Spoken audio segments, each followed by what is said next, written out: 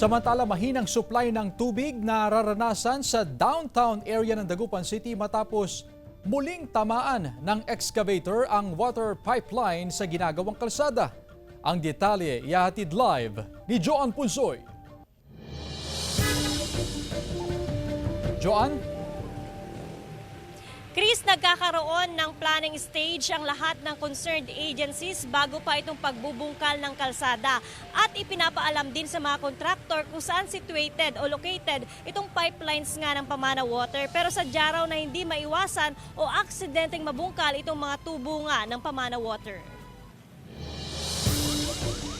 Nasira ang pipeline ng Pamana Water Dagupan City matapos tamaan ng excavator sa bahaging Herrero Perez kung saan isinasagawa ang road rehabilitation. Agad umaksyon ang engineering department ng Pamana Water upang palitan ang nasirang tubo. Nag-abiso ang tanggapan kaugnay sa mahinang supply ng tubig sa downtown area at karatig lugar. Nagkakaroon ng masinsinan na planning. Pag na rin siyempre yung mga ibang utilities katulad ng sa kuryente, inilalatag nila na saan yung mga tubo ng tubig. Siyempre, di maiwasan na magkaroon ng aksidente. Kinailangang mag-ipon ng tubig ni Nayel dahil sa mahinang pressure ng tubig mula sa gripo. Pero nung nakarang araw yun ang matagal talaga, halos buong araw.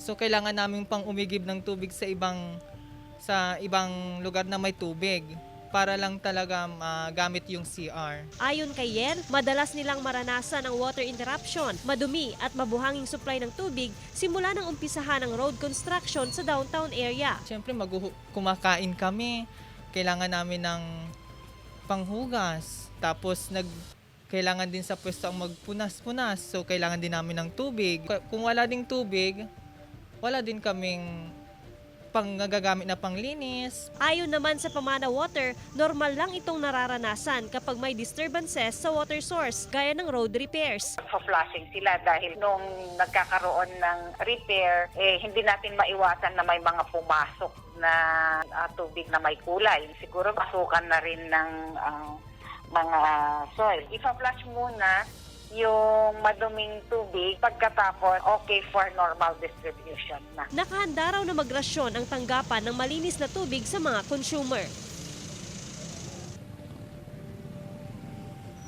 Chris, kung kailangan nga ng rasyon ng tubig mula sa Pamana Waters, maaari namang tumawag sa kanilang hotline o di kaya ay makipag-ugnayan na lamang sa mga barangay official nang sa ganun nga ang barangay na lamang ang tatawag sa tanggapan ng Pamana Waters at magkakaroon nga ng coordination kung saan na lamang itong pipiliin na isang venue na magiging location nga ng distribusyon ng malinis na tubig. Chris? Maraming salamat, Joan Punsoy.